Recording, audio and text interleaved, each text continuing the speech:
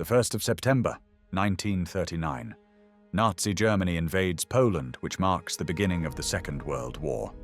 In the following weeks, German SS, police, and military units shoot thousands of Polish civilians, including many members of the Polish nobility, clergy, and intelligentsia. The Germans mean for Poland to be an endless supply of slave labor and a site for the mass extermination of European Jewry. In early February 1940, the Nazis established a ghetto in the northeastern section of Łódź. In total, approximately 210,000 people will be forced to live in the Łódź Ghetto, in which most of the quarter has neither running water nor a sewerage system. Hard labor, overcrowding, and starvation are the dominant features of life. Only about 10,000 Jewish residents of Łódź, who used to live there before the invasion of Poland, will survive the war. The main perpetrator of this atrocity is Hans Biebow. Hans Biebow was born on the 18th of December, 1902 in the city of Bremen, then part of the German Empire. His father, Julius Biebow, was the director of the district branch of the Stuttgart Insurance Company. Hans completed secondary school and then became an apprentice to his father, planning on eventually assuming his father's position. After a training process and a year of work, the insurance business had almost come to a complete standstill during the hyperinflation in Germany. The high reparations payments and costs of the First World War, which lasted from 1914 to 1918, had devastating consequences. The cost of living in Germany rose 12 times between 1914 and 1922, compared to 3 in the United States.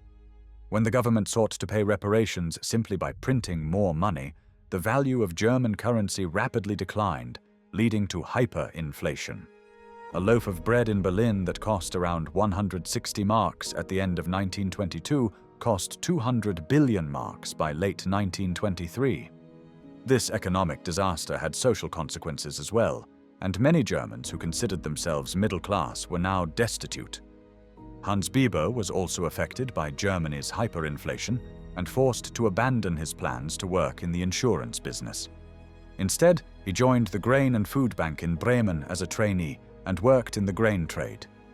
He stayed in the cereal business until the age of 22, during which he managed a large branch of the Eichsfeld Cereal Company in Göttingen for half a year.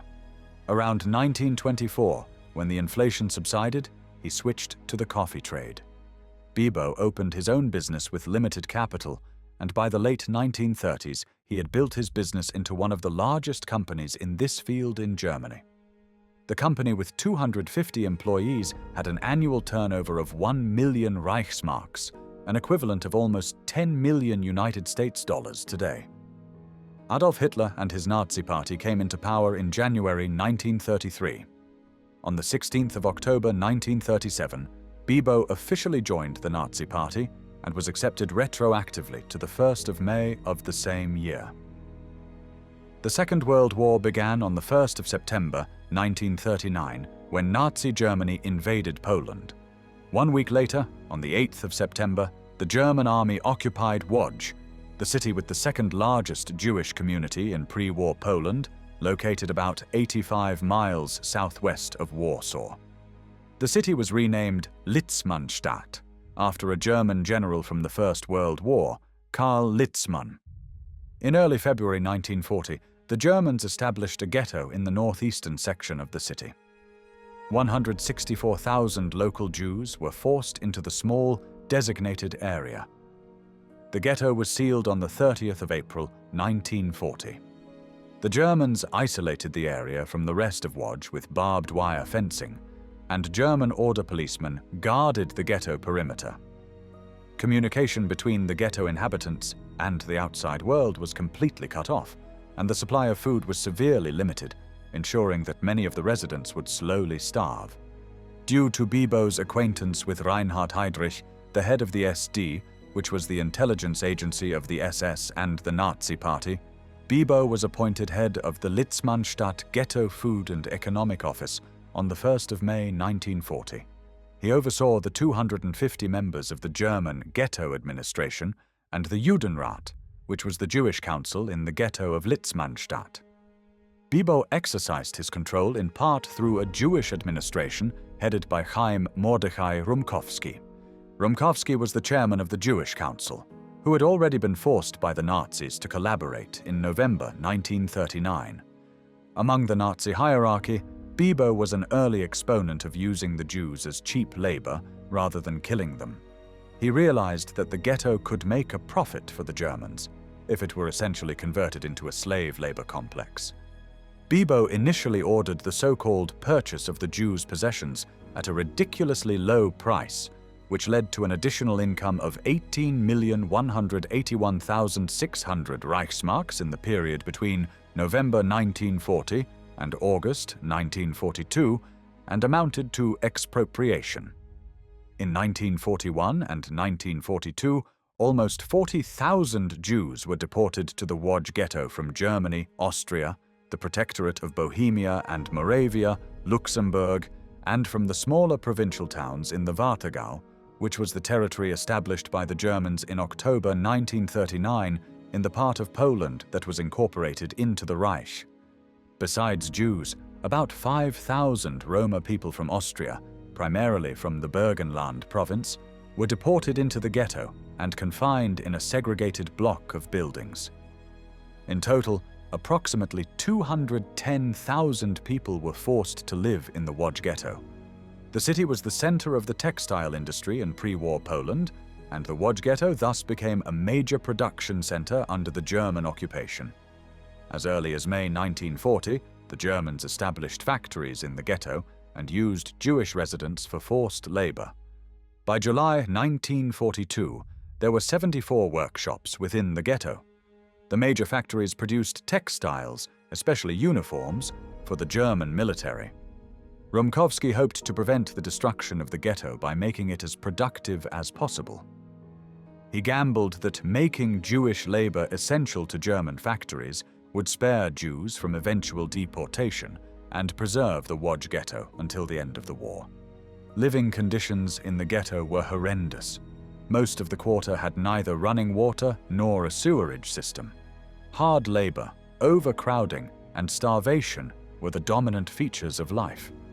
The overwhelming majority of ghetto residents worked in German factories and received only meager food rations. More than 20% of the ghetto's population died as a direct result of the harsh living conditions. The ghetto factories were profitable for the Germans. The hard labor that the Jews had to perform yielded a monthly profit of around 1 million Reichsmarks, without Biebow guaranteeing sufficient food for the forced laborers. He was directly responsible for the deliberate starvation of the population. Biebow profited substantially from the sale of the products of Jewish labor, as well as from property seized from Jews. The clothes and personal items belonging to the Jews from Łódź, who had been deported to the Chełmno extermination camp, were stored by Biebow in warehouses in the town of Pabianice. Then they were sent to Germany to be used by the German population. Biebow wanted to continue making money off the ghetto factories, so he kept the ghetto running for as long as he could. However, he readily accepted the Nazi regime's extermination policy, to which the Nazis referred as the final solution. In January 1942, German authorities began to deport Jews from Łódź to the Chełmno killing center. According to a statement by Biebow on the 10th of June 1942, there were no more workers capable of physically hard labor in the ghetto due to the decline in their strength.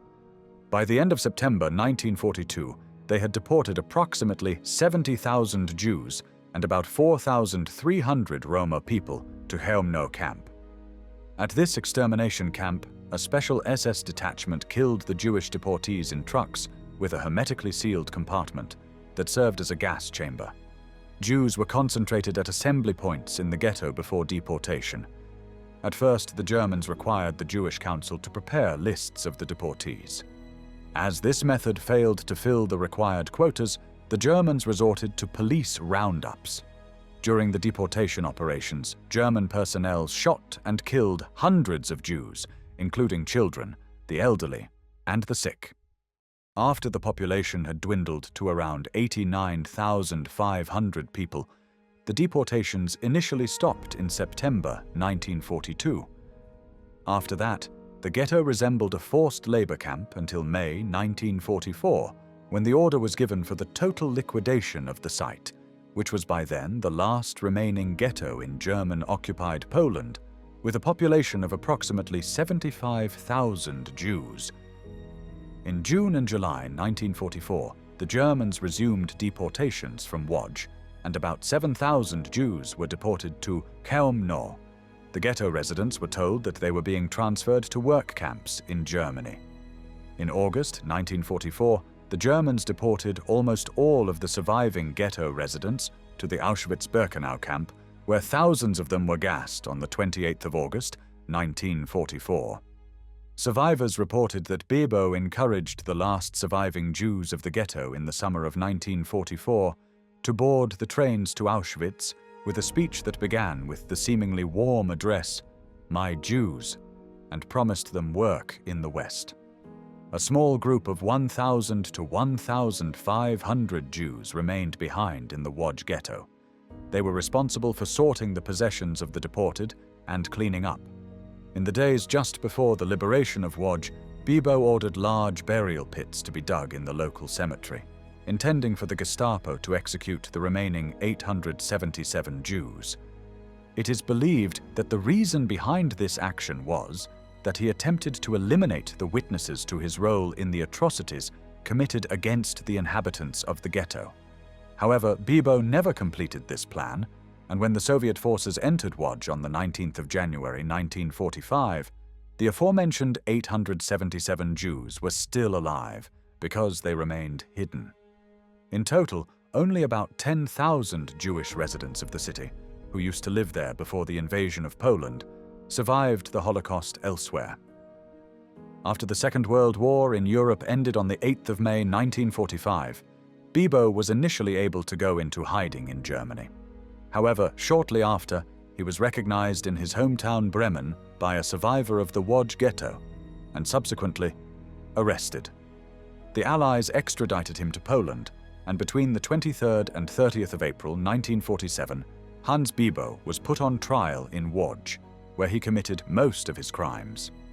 On the 30th of April 1947, the tribunal found Biebow guilty on all counts and sentenced him to death by hanging. When Hans Biebow was executed on the 23rd of June 1947, he was 44 years old.